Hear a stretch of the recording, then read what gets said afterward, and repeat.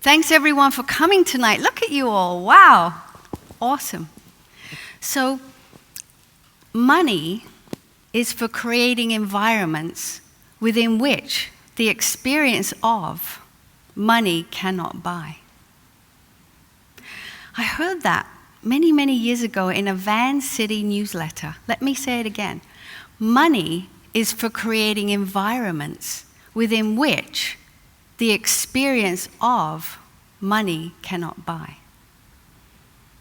Well, for 25 years, I've been involved in the beautiful, magical sanctuary of Xenia on Bowen Island, and it really is that place where people have an experience that money cannot buy. And what exactly is that? And why does that relate to honor your calling? My subject tonight is really talking about honoring your calling. And I'm sure that many of you in this room tonight or listening in, you are honoring your calling. But how do you know if you are? You know. You know if you are. And if you are not honoring your calling, you're usually, maybe not satisfied. You know there's something in you yearning. I was at the Royal Bank for 7 years on the 35th floor. And every day I drove in, my soul was dying a little bit every day. And I knew in 1986 I was unemployable and I could never ever work again. And that's exactly what happened. Now I'm going to kind of fast forward on this one because I'm going to come back to radical trust. But I want to share a little story. Just recently I had a meditation with, click, one more, you're right, Greg, it takes a couple of seconds. I did a meditation with actually Nola, one of the members of Karen's team.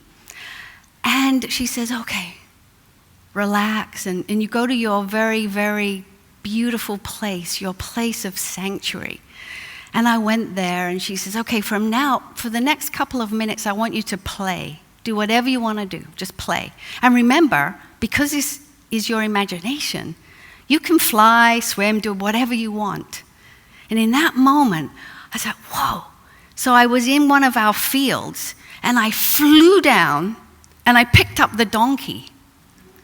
Our donkey. I picked him up in my arms, Tofino, and I just rocked him and held him. And then I went and put him outside of his little paddock into greener pastures, which is where he loves to go. And I thought, whoa, this is cool. And I started going around and renovating and fixing fences and putting up different barns and things like that. And I had such an amazing experience. So a couple of days later, I'm like, what? It really impacted me. It stuck with me for a couple of days. And then suddenly I'm like, oh my God. Okay, so in my childhood, I would go to the store every week and spend my pocket money on a farm animal. And it would be painstaking, the decision of, do I get the little dog, or am I going to get the haystack, or am I going to get a fence post, or a horse, or a pig? But I had this beautiful farm that I bought as a child, bit by bit, piece by piece, that I since handed on to my daughter, and I think she's lost it. But nevertheless, it was my dream. And it was just this, recently I went, oh my God, that's what I created. Oh my God, in 25 years, there's an image of Xenia. And it's just like a little, that's exact. If you haven't been there, you have to come there and see that. So that really made me think about the absolute importance for people to find what is calling to them, what is unmet, what is unfinished, what is it they really want to do. From 8 years old, I wanted to write a book, but I was too scared. Oh my God, what will people think? Who do I think I am? I'm nobody. And it's like, shh. And I hear this with people. Angelyn, you're lucky. You can do that. And I say, when a vision has you, like this, I had this vision for 9 years before it manifested. And I bought a broken down old sheep farm, 38 acres on Bowen Island. And it was a wreck. And everyone thought, what the hell are you doing? Oh my God, I took people there to partner with me and buy in with me. But they would look at it and say, oh no, this is a piece of crap, you know. But now, 25 years later, they're coming back going, wow, you really had vision. You could see.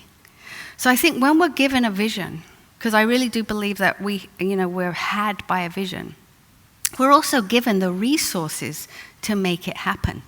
And it may not be obvious, and it doesn't come on a platter.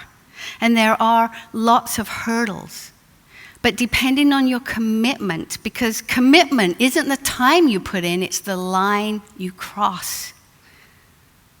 We can put in all kinds of time and we can pretend, and like previous speaker, Paige, was talking about trying. Well, I'll try. I can try that. Well, no.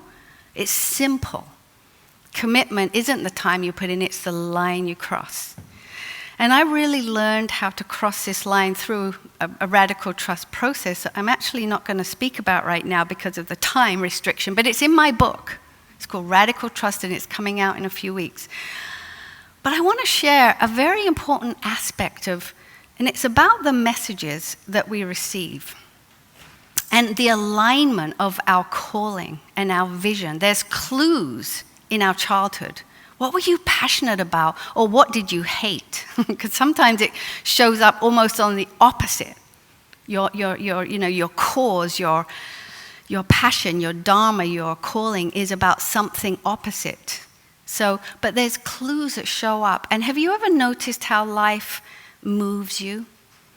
It moves you kind of over here, and you're like, no, I don't want to go that way. And then it moves you over there. So the really important thing is trusting the messages that come and taking action upon them. Now, I'm going to share a very, very graphic, so I hope you won't be disturbed by this next image. But I was writing my first book. So when I turned 60, 4 years ago, I did my first book. And it's called From Squeak to Roar. And it was about 16 different animals, or there were 17 different animals, and how these animals do this particular business through these characteristics and phases. And each animal, I'd walk up to Honeymoon Lake each day, and I would get the next animal, and then all the characteristics, and I would be tumbling, writing it or speaking it onto my iPhone. And it was a really fun book that wrote me. So there was the horse, and then there was the dog and the cat, and so I thought it was all finished, and I had my beautiful adopted daughter, Jessie Flynn, do the illustrations of every one of these animals. And then I got this message, okay, now you need to add links. Links? Yeah. So I ignored the message. It's like, it doesn't really make sense. You need to add links. Links? How does links do this business? I don't know. So I ignored it.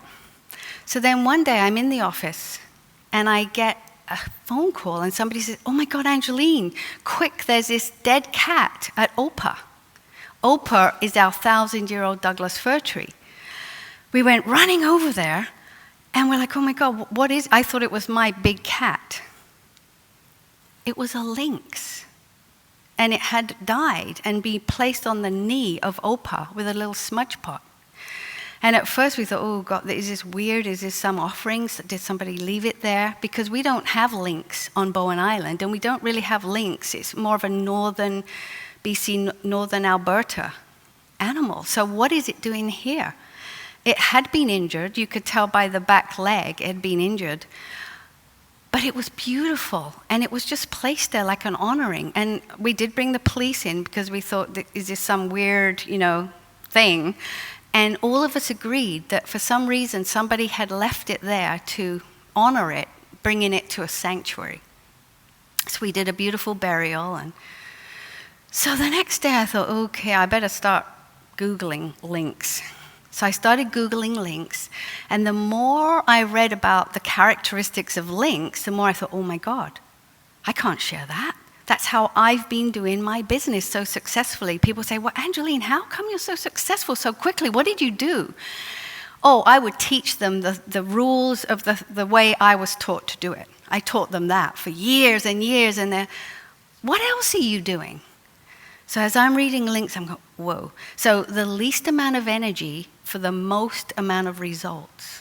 It's almost like instead of going and pitching 10 people a day, you go to that one person that week, and it was the right person. So I thought, there's no way I'm going to share that. So I let it go again. So the very next day, I wake up at 3 o'clock in the morning. Has anybody else woken up like at 3 in the morning and you have to take dictation or something? Write out your Skype name. Angelyn, write out your Skype name. What? Get up, go to your office, and write out your Skype name. Yeah, get up.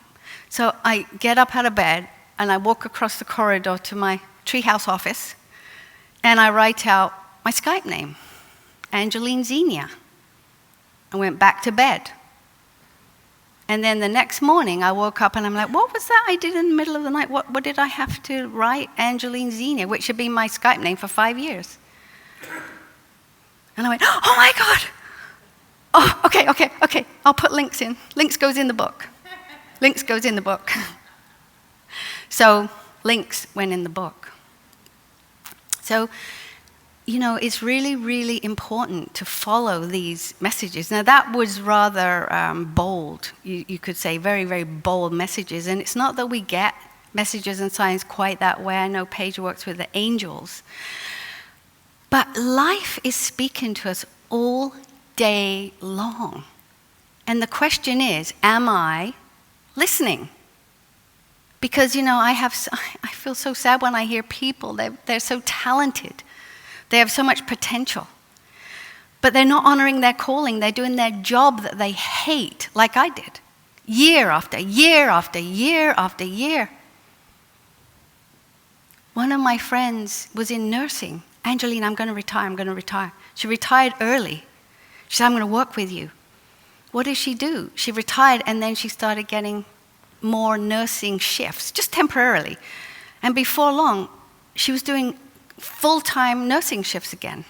And yet she is full of potential. She is so talented. It breaks my heart, but you can only do what you can do to encourage people. And it's a question, am I ready? Are you ready to live a fulfilled life? Because when we're working through the soul rather than the ego, we are happy.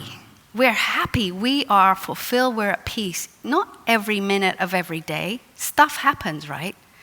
But when we're aligned and following and listening and acting upon and taking the courage to do that, like some people, this is our singing chef at Xenia, Carolyn. She is fantastic. She comes from the heart. Her heart goes into the food. Her heart goes into the presentation and the art. And I love watching people living their talent. And she is one of them.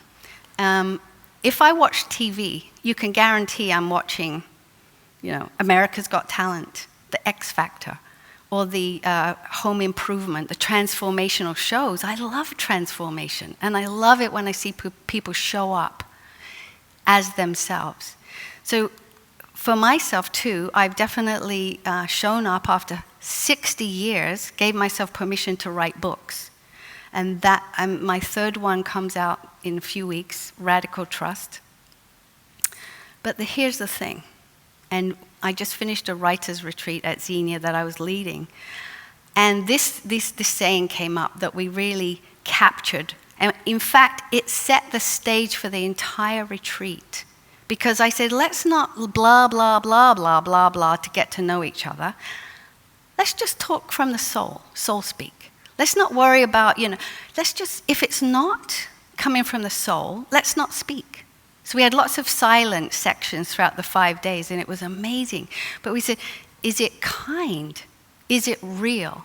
And does it improve on the silence? That is profound. And so what happened to this group, they were really, really, really bonded, deeply connected. And the writing that came out of them was profound. It just blew us all away. I mean, we are now a very connected group. We had a Zoom the other day, a month later, from that program. So I encourage everybody, and you might not be able to, I'm saying to people, here's a little, what's the word I'm looking for? When you don't, a disclaimer, that's the word, disclaimer. Here's my disclaimer. Don't quit your job and go and do your calling if you're not financially set up to do that. Let yourself use a bridge. Take a bridge so that you can move from one reality to another, but don't wait your whole life. Don't wait your whole life to show up in your gifts and talents. It's not even up to you. You're not allowed to hold on to your gifts and talents without sharing them, because our calling has to do with contribution, has to do with service.